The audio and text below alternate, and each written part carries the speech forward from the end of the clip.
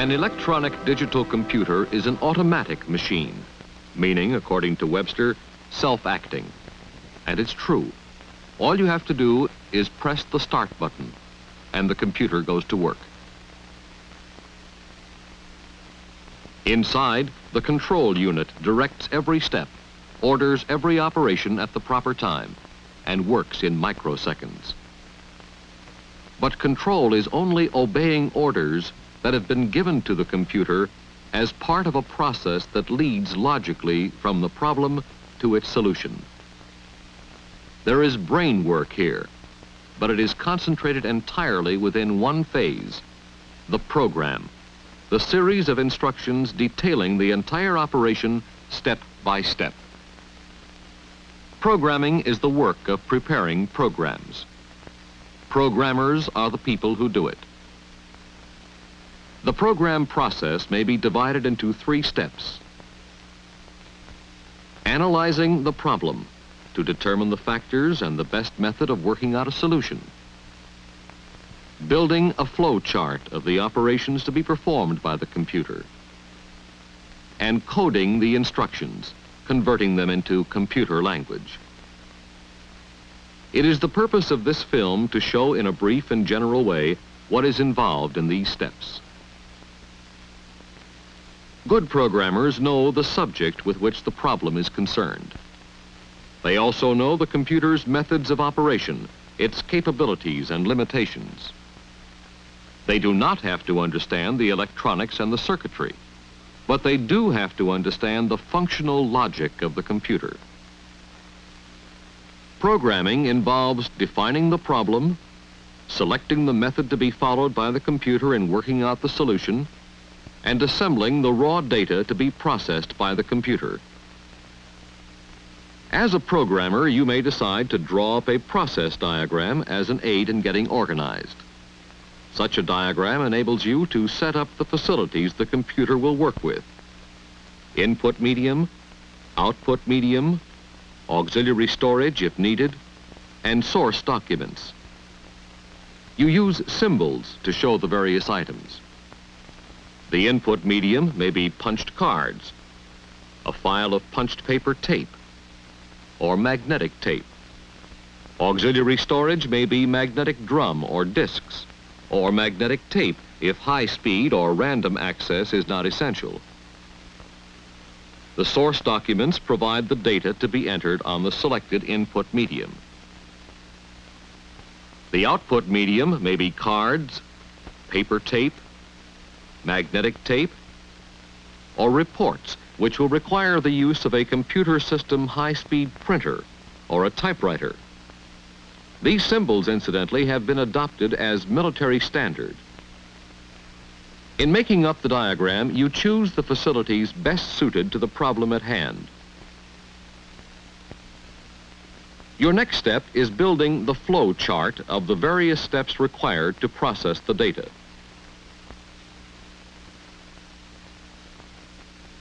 As you decide on the logic to be followed, you construct a chain of symbols that show every operation to be performed from start to finish. These flow chart symbols are from the military standard specifications. This shape is used to indicate the start and the stop of the program process.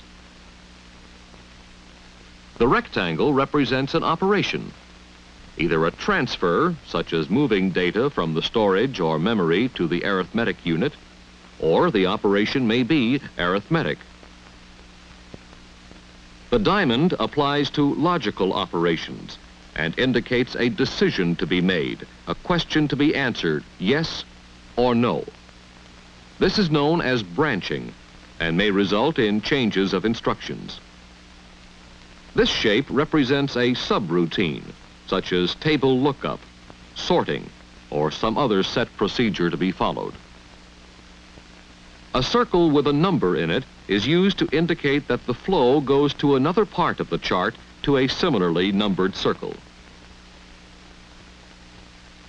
This is a very simple example of a program flow chart. After start, an operation is to be performed. such as adding two numbers, for example. On the basis of the result, a decision is to be made, such as determining whether the sum is equal to or greater than some given value.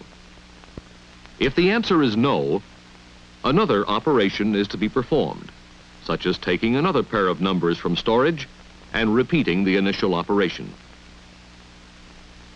As long as the decision is no, the repetition continues using new data each time.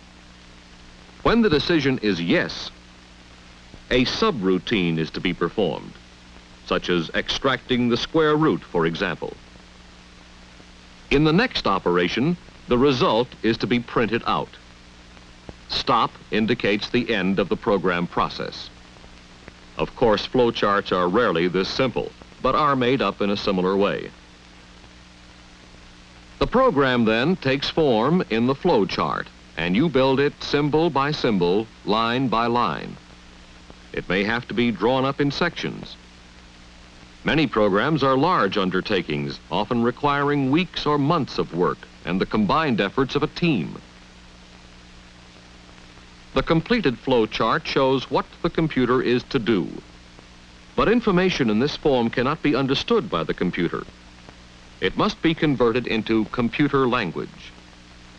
That is your third step, coding the instructions. As the programmer, you may do it, or you may turn it over to a coding specialist. Coding is translating the steps of the flowchart into computer language that the computer can read and store and then act upon. To see in a small way what is involved, let us suppose an operation calls for computing the values of x in this equation, using various given values for A, B, C, and D, and then printing out the solutions. We will follow the process for one set of data, 24, 36, 48, 60. Now the flow chart for this problem is a simple one. The key operations are start, multiply the first two numbers, 24 and 36, multiply the third and fourth numbers, 48 and 60, add the two products, print out the answer, and stop. You begin coding by deciding where you will store the data, let's say in these addresses in the computer storage unit. In addition, you will need to include data transfer operations and to express these instructions in computer language, numerical words. Each instruction word is a group of digits, say 10 in this case. You use the first two to specify the types of operation. By code numbers such as 21 for transfer from storage and multiply, 22 for transfer from storage and add, 23 for transfer from accumulator to storage, and 24 for transfer from storage and print. The next four digits and the final four will represent storage addresses of data.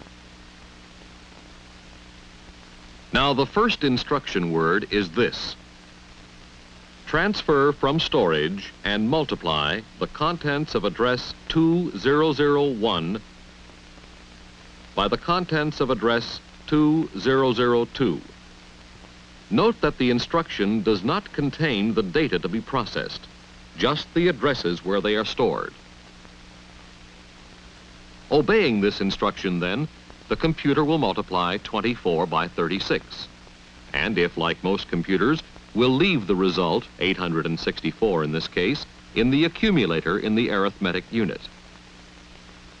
Your next instruction word is this: transfer from accumulator to storage the contents of the accumulator, which may be indicated by 9999, to storage address 2005. For the next step, the instruction word is transfer from storage and multiply the contents of address 2003 by the contents of address 2004. The product is 2880. Instruction word number 4 transfers the product from the accumulator to storage address 2006. Word number 5 calls for transferring from storage and adding the contents of 2005 and 2006. That is 864 plus 2880. The next instruction is to transfer from the accumulator to storage address 2007, the result 3744. And the last instruction, number 7, will tell the computer to transfer from storage and print the contents of address 2007. Incidentally, when you make a check run of your coding through the computer, you may order the intermediate products, 864 and 2880, to be printed out by this instruction, so that you can compare these results with a hand calculation. Your coding will include assigning the instruction words to storage addresses, say 6001 through 6007 in this case, using consecutive addresses through which the computer can advance automatically. You use the same coding procedure for the other data to find the other values of X, using different addresses, of course, for the additional data. To assist in the task of coding, many of today's computer systems are equipped to do a good part of the coding themselves automatically. And they will accept instructions in human language, translating it into the computer language required. Self-coding instructions are easily set up. Whole blocks of standard or frequently used instructions can be stored in the computer, ready for use at any time and called upon by special code signals.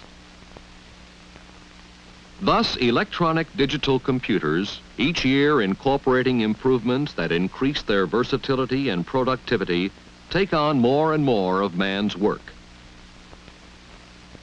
But man still does the thinking and the planning, as we have seen, analyzing the problems and devising the programs for the computer.